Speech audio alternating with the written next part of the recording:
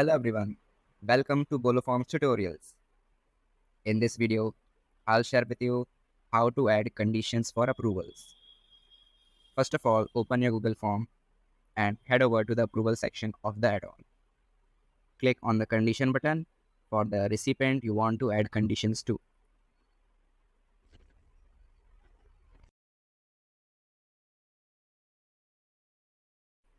Please note, if the condition is true, we'll send approval request to this recipient.